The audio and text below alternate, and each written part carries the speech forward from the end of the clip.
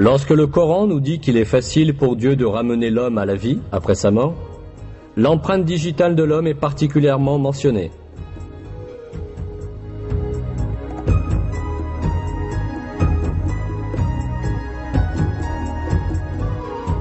Mais si, nous sommes capables de remettre en ordre l'extrémité de ses doigts.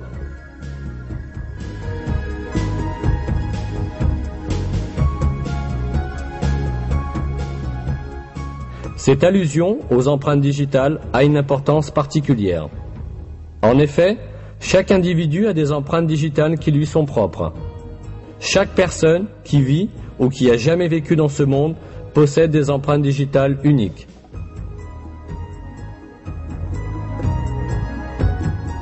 C'est pourquoi les empreintes digitales sont reconnues comme un important moyen d'identification des personnes et sont utilisées dans ce but dans le monde entier. Mais ce qui est important ici, c'est que cette caractéristique des empreintes digitales n'a été découverte qu'à la fin du XIXe siècle. Avant cela, on considérait les empreintes digitales comme un simple dessin sans signification particulière.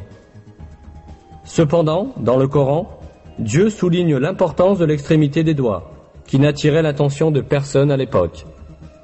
Cette importance n'a été comprise qu'à notre époque.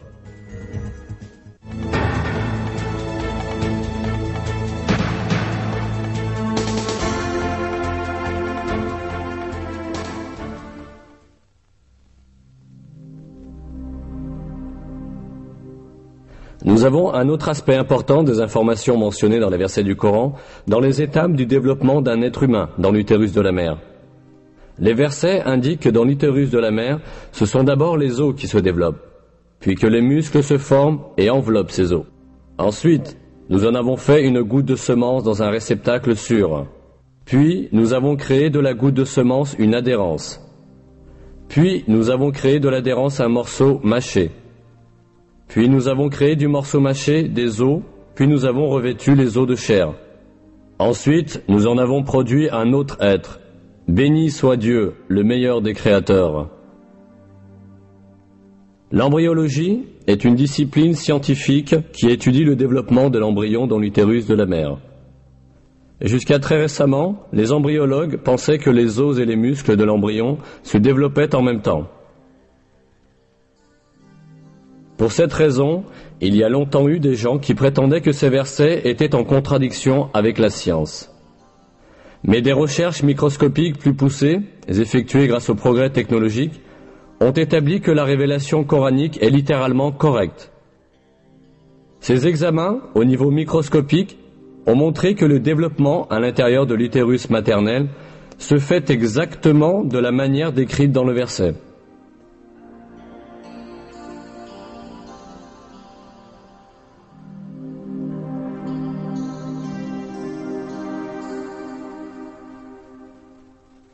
D'abord, le tissu cartilagineux de l'embryon s'ossifie.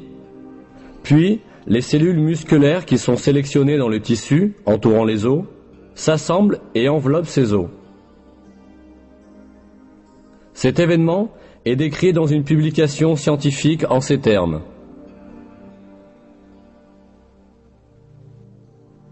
Au cours de la 7e semaine, le squelette commence à s'étendre à tout le corps et les os prennent leur forme familière.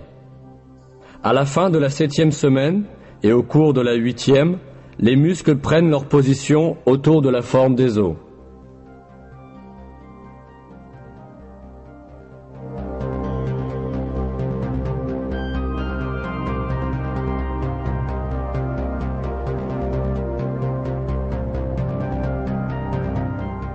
En bref, les étapes du développement humain, décrites dans le Coran, concordent parfaitement avec les découvertes de l'embryologie moderne.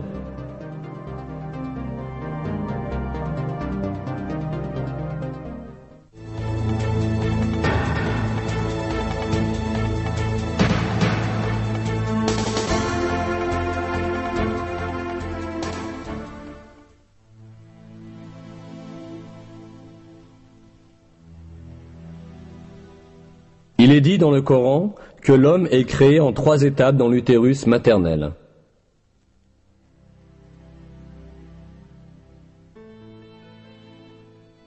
Il vous crée dans le ventre de vos mères, création après création, dans 3 ténèbres. Tel est Dieu, votre Seigneur. À lui appartient la souveraineté. Il n'est pas d'autre divinité que lui. Comment pouvez-vous vous détourner ?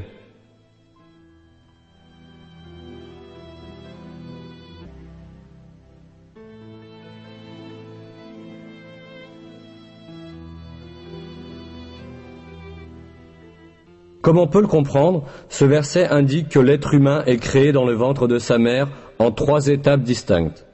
Or, la biologie moderne a bien révélé que le développement embryonnaire du bébé a lieu dans 3 régions distinctes de l'utérus maternel.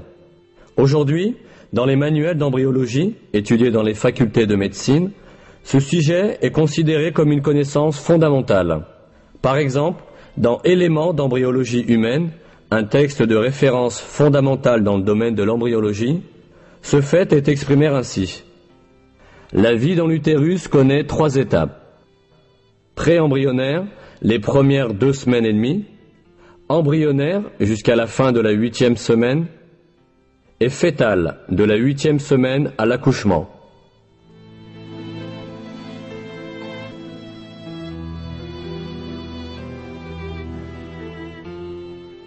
Pourtant, dans de nombreux autres faits scientifiques, ces informations nous sont communiquées miraculeusement dans les versets du Coran.